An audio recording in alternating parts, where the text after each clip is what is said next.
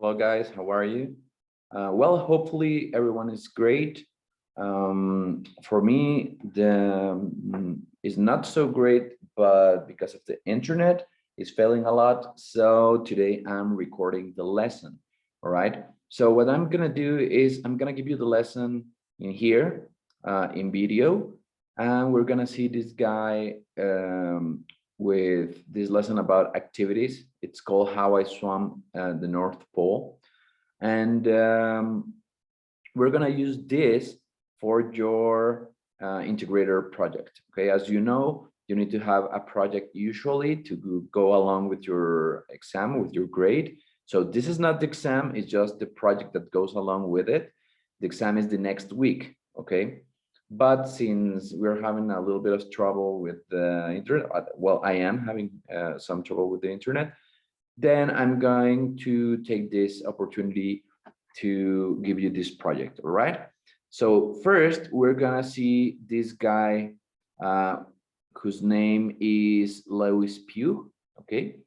And we're gonna see his TED Talk. We're gonna see what he's going to talk about. I'm gonna show you a little bit of the exercise in here, but I'm gonna give you the answers because of course you are not able to answer to me the exercises, all right? We'll see the different sections of the talk, and then you will continue with the exercise that you will have on your Google Forms, all right? So let's see first who Lewis Pugh is, and then we continue.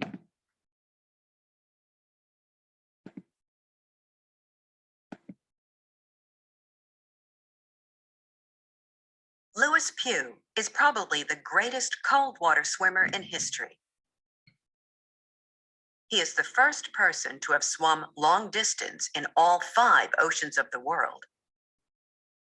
He has swum in a lake 5,300 meters up Mount Everest.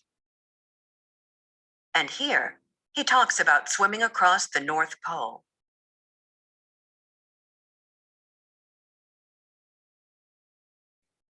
His swims have helped bring the dangers of climate change to people's attention. And the Arctic is a place where much of the sea ice has melted. Lewis wants us all to think about what we can do to make our world sustainable.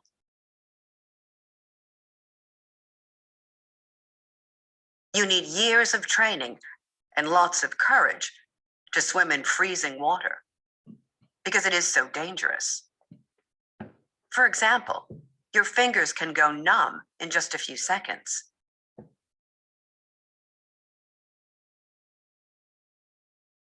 For this swim, Lewis wears goggles to protect his eyes and a chest monitor so his team can measure his body temperature and heart rate.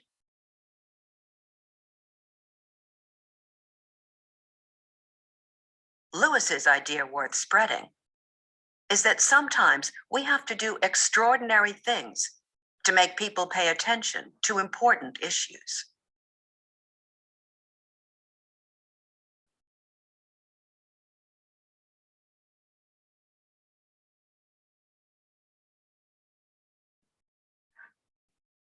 All right, so let's see the correct definition of each word in bold, okay? He talks about swimming across the North Pole. What is the North Pole? The very cold water, the point on Earth that is further north, or the ocean that is furthest north. In this case, of course, the point on Earth that is furthest north, right? Then choose the correct definition of the word or phrase in bold. Number 2. His swims have helped bring the dangers of climate change to people's attention. In this case, climate change means the change in temperature and weather over longer periods of time. The other options were changes in water temperature when you are swimming, or the change when water turns to ice. Let's see the next. Same thing, definition now about the Arctic. Okay, the Arctic is a place where much of the sea ice has melted. What is the Arctic? The very cold, most northern part of Earth, a large piece of ice that floats in the sea, a mountainous area that is normally covered in ice, right? So let's see which is, in this case, okay, is the very cold, most northern part of the Earth.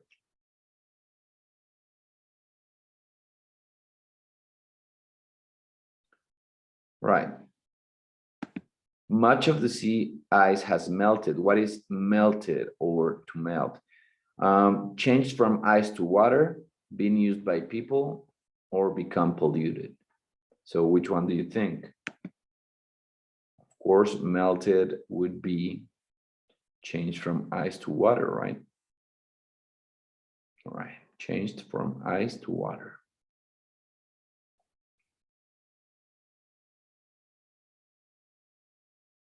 Right. Lewis wants us to think about what we can do to take our world sustainable, to make our world sustainable. What is sustainable? Clean and attractive, peaceful, or able to continue? Which one do you think? Sustainable, to keep being, right? So, which could be, in this case, it's C, able to continue.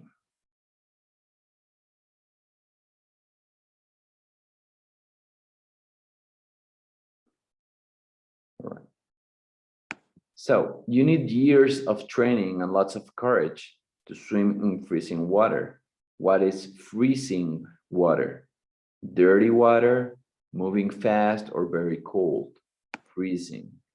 So which one do you think? To freeze, right?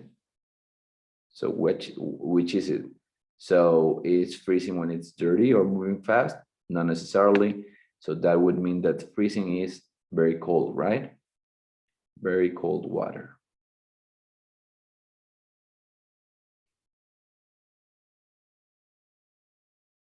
Okay, let's see the next one. All right. Your fingers can go numb in just a few seconds. What is numb or go numb? Become very painful, become impossible to feel, or become big and red? Become impossible to feel, right? Big and red would be swallowed, for example, or very painful, maybe itching, right? All right, Luis wears a chest monitor so his team can measure his body temperature. What is a chest monitor? A warm swimming suit that completely covers the body, a microphone to communicate with the team, or a machine that records information from his body? What do you think it is? Well, is a machine that records information from his body. Well, let's go to the next. His team can measure his body temperature and heart rate. What is the rate, the speed, the strength, or the size? What is rate? The speed, right? The speed that the heart is beating. Okay, let's continue. Wait a minute. Okay, so that's the first, well, the introduction. Now it says signposts. Signposts are words and expressions that speakers use to help the listener understand what their argument is, where the argument is going, what they are going to say next, or what they have just said. For example, I'm going to tell you about, or the main thing is, or first of all, or let's finish by looking at. All right, so they are directing you, they're telling you where the conversation is going. Okay, that's what they mean. Now it says read the authentic listening skills box, then listen to this excerpt from the TED Talk. underline the signposts. All right. So let's listen. 1. Today I want to talk to you about swimming across the North Pole, across the most northern place in the whole world. 2. And the message was very clear. Climate change is for real, and we need to do something about it, and we need to do something about it right now. 3. But the most important thing was to train my mind, to prepare myself for what was going to happen. Okay. Now we see the activity.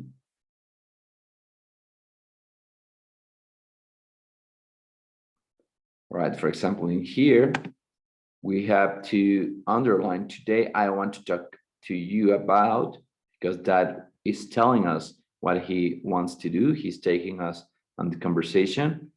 Also, and the message was very clear. He's telling us what he wants us to see. But the most important thing was, okay, so still directing us. That's it, right? For this. Let's go to the first part right now, okay? So let's see the first part of the TED Talk, and then we continue.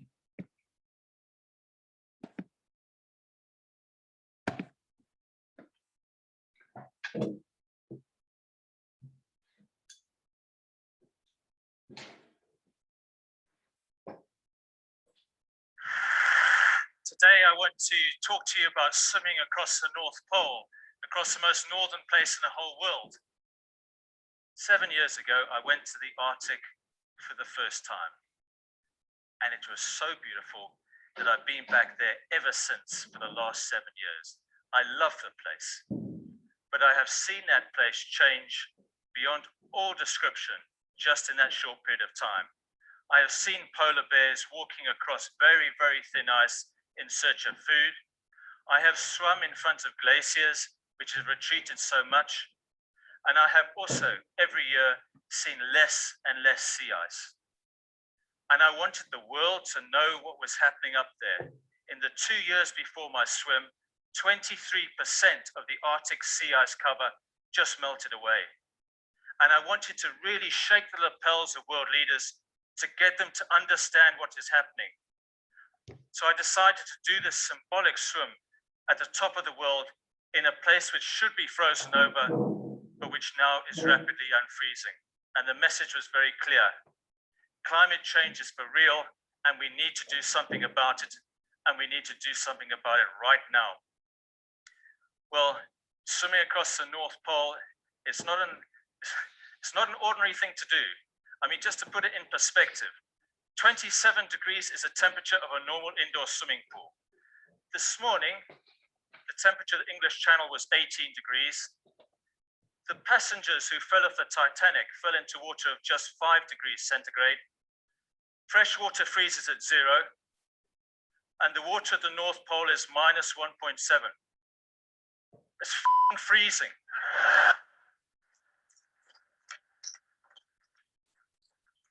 I'm sorry, but there's no other way to describe it. But the most important thing was to train my mind, to prepare myself for what was going to happen. And I had to visualize the swim.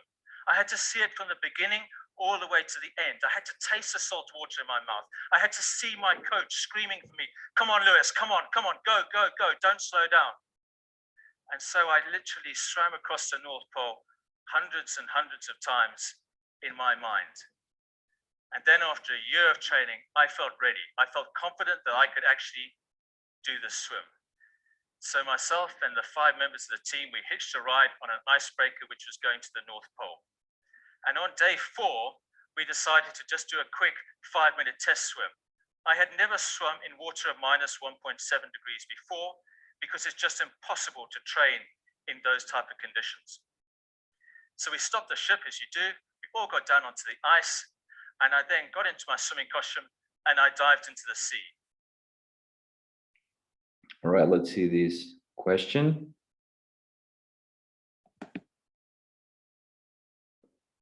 Okay, why did Lewis swim across the North Pole? Because he wanted to show that it's possible for humans to swim in such cold water, because he wanted people to understand what is happening in the Arctic, or because he wanted to punish himself to the limit. All right, according to the reading, why do you think he did it? Right, I think it's B, because he wanted people to understand what is happening in the Arctic. And what is happening in the Arctic? That the, you know, like the ice is melting, right? Which is a global problem. Right, let's continue then. Let me close this. All right, let's match the numbers, okay, here. For example, it says the number of people in Lewis' team who went with him to the North Pole is 5 people, right? Once again, let's see. Remember that all this he said in the TED Talk, right? Let's see. And it was so beautiful that I want to talk to you about swimming across the North Pole, across the most northern place in the whole world. 7 years ago, I went to the Arctic for the first time. And it was so beautiful that I've been back there ever since for the last 7 years. I love the place, but I have seen that place change beyond all description just in that short period of time. I have seen polar bears walking across very, very thin ice in search of food. I have swum in front of glaciers, which have retreated so much, sea ice. And I wanted the world to know what was happening up there. I put it forward a In the little 2 bit. years before my swim, 23% of the Arctic sea ice cover just melted away. All right, as you And I see, wanted he's to like really- dropping numbers, all right? So that's what we're doing here, right? For example, here, there's a 23%. We're gonna see that data and all the others. So he already said that the team was of 5, the number of times Lewis had imagined swimming across the North Pole, hundreds of times, the number of years Lewis trained for the swim, 1 year, the amount of Arctic sea ice that melted in the 2 years before the swim, 23%, the temperature of an indoor swimming pool, 27 degrees, the temperature of water when it freezes, 0 degrees, the temperature of the sea at the North Pole, minus 1.7 degrees, and temperature of the sea when the Titanic sank, 5 degrees, right?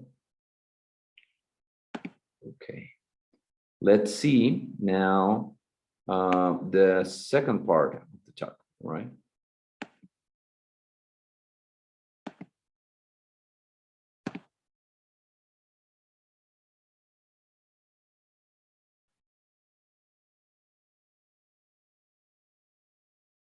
I have never in my life felt anything like that moment. I could barely breathe. I was gasping for air. I was hyperventilating so much. And within seconds, my hands were numb. And it was, the paradox is that you're in freezing cold water, but actually you're on fire. I swam as hard as I could for 5 minutes. I remember just trying to get out of the water. I climbed out of the ice. And I remember taking the goggles off my face and looking down at my hands in sheer shock, because my fingers had swollen so much that they were like sausages. And I thought, in 2 days' time, I was going to do this swim across the North Pole. I was going to try and do a 20-minute swim for 1 kilometer across the North Pole. There is no possibility that this was going to happen. And I remember then getting out of the shower and realizing I couldn't even feel my hands. And for a swimmer, you need to feel your hands, because you need to be able to grab the water and pull it through with you. And my close friend David, he saw the way I was thinking, and he came up to me and he said, "Lewis, I've known you since you were 18 years old. I've known you, and I know, Lewis, deep down, right deep down here, that you are going to make this swim. I so believe in you, Lewis. I've seen the way you've been training, and I realize the reason why you're going to do this. This is such an important swim. We stand at a very, very important moment in his history, and you're going to make a symbolic swim here to try and shake the lapels of world leaders. Lewis had the courage to go in there because we are going to look after you every moment of it. And I got so much confidence from him saying that because he knew me so well. So we carried on sailing and we arrived at the North Pole and we stopped the ship, and it was just as the scientists had predicted. There were open patches of sea everywhere. And I went down into my cabin and I put on my swimming costume, and then the doctor strapped on a chest monitor which measures my core body temperature and my heart rate. And then we walked out onto the ice.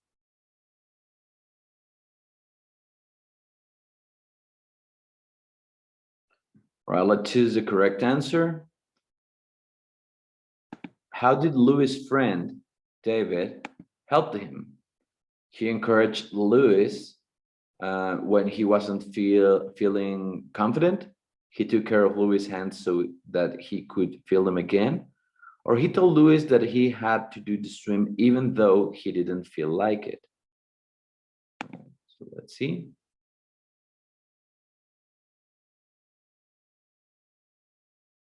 He encouraged Lewis when he wasn't feeling confident, right? Let's go to the next part.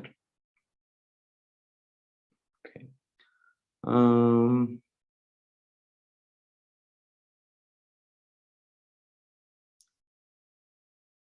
Where was we? Okay, so it describes Lewis' practice swim, okay? And the sense true or false. Let's see. The sentence says is true or false. He felt cold in the water, true or false? False, he didn't. He got out of the water after 5 minutes, true or false? True, he said that he only could stand 5. His fingers were bigger than normal when he got out of the water. That's true, he said that they were like sausages, they were really big, right? He was less worried about swimming for 20 minutes after doing the practice swim. False, he was still scared, he even says. Well, yeah, he doesn't say anything, but you can get it from it, right? Right. David was confident that Lewis could do the swim. True, right? Perfect. Now let's see the part 3, and then we continue with the exercise.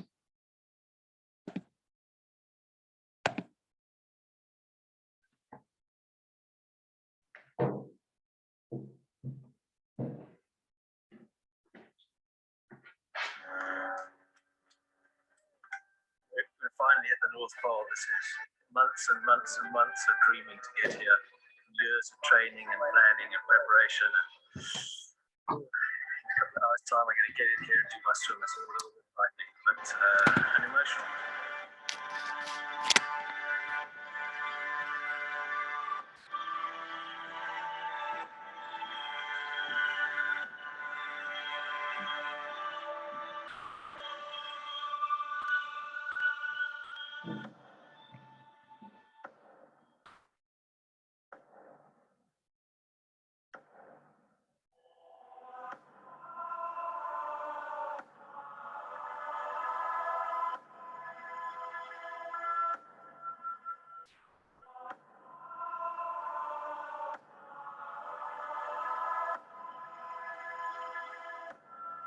Amundsen, you ready? Ready.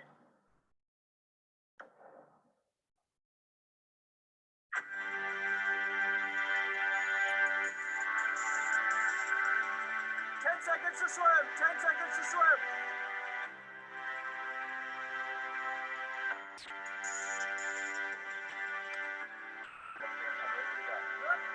Go for it.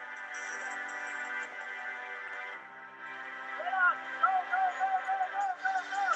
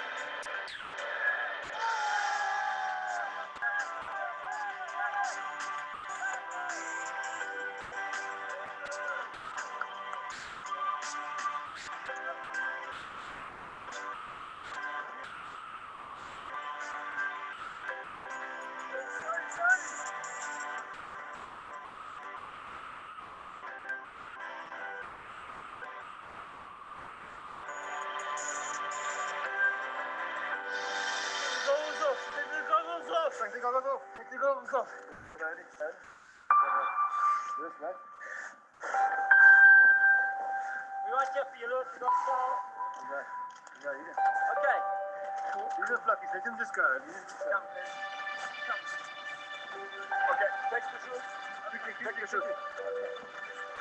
done, lads. You did it. You did it, lads. You did it. You did it, man.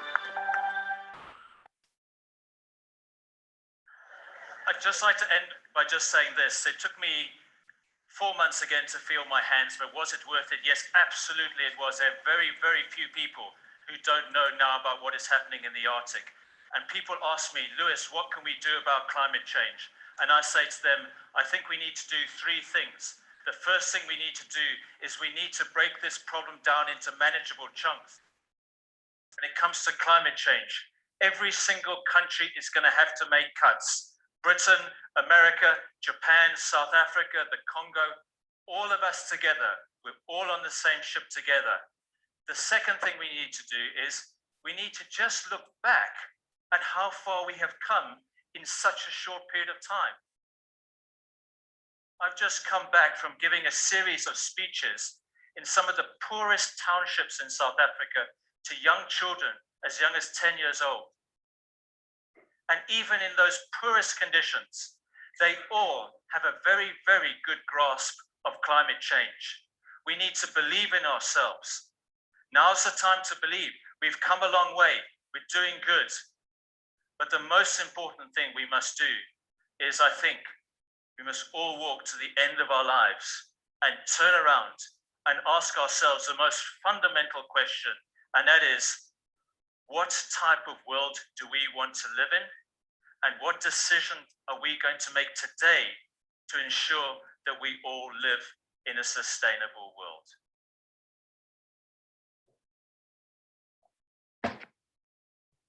Well, let's choose the correct answer. Which of these statements is not true? According to Lewis, climate change is a problem for every country to solve. He had to teach children in South Africa about climate change, or he have already done a lot to solve the problem of climate change. Let's see. He had to teach the children in South Africa about climate change, right? He said that's not true, that they already knew a lot about it, right? All right, so, okay, guys, let me go to part 3. Okay, let's see the exercise. Right, it says, watch part 3 of the talk and choose the correct option to complete each sentence. For example, Lewis believes that we need what?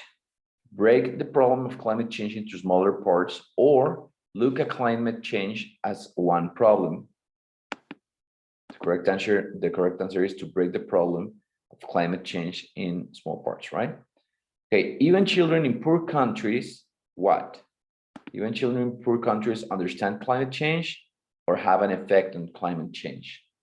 In this case, understand climate change, right? Right, then it says, Lewis tells, or Lewis asks, okay, us what decisions we need to make to create a sustainable world, right? Perfect. Then we'll see the part of vocabulary and context, okay? So we're gonna see several words that we can add to our vocabulary. Let's see.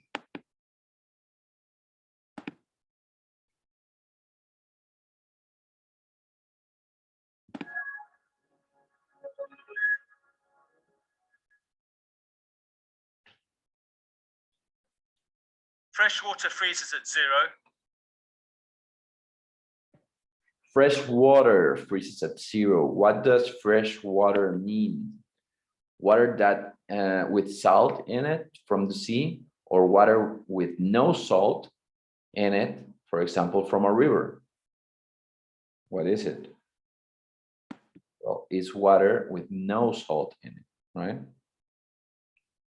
Agua fresca, pues.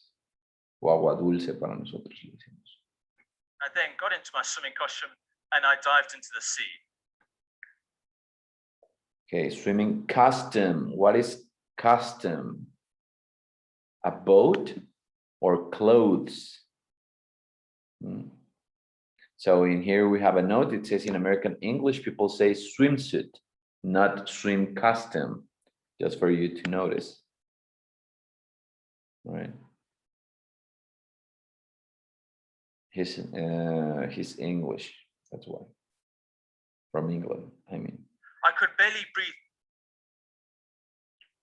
Barely. What does barely mean? With difficulty or easily? Barely, apenas. So that's with difficulty, right? With difficulty.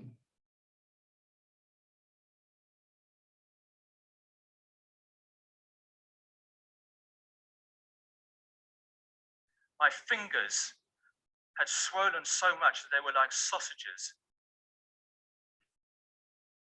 My fingers had swollen. What does swollen mean? Got hotter than usual, got bigger than usual. Okay, swollen, hinchado. So that's bigger than usual, right? Swollen.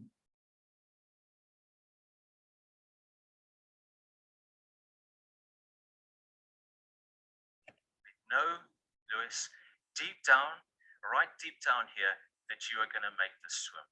I so believe in you, Lewis.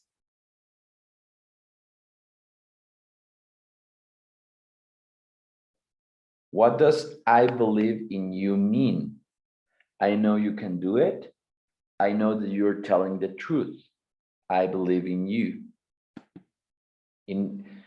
This could work in both ways, but in this context, it's I know you can do it in this context. But if you are, in any other case, What you could say I decision believe in are you, we and going it's to that make you believe that today they're telling the to truth. ensure that we all live in a sustainable world? To ensure that we are all live in a sustainable world. What does ensure means?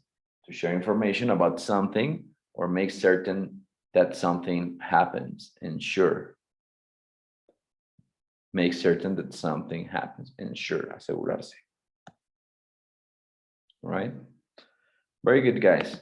All right. I think that with this, let me see. Yeah. With this, we finish this part of let's say just of the book.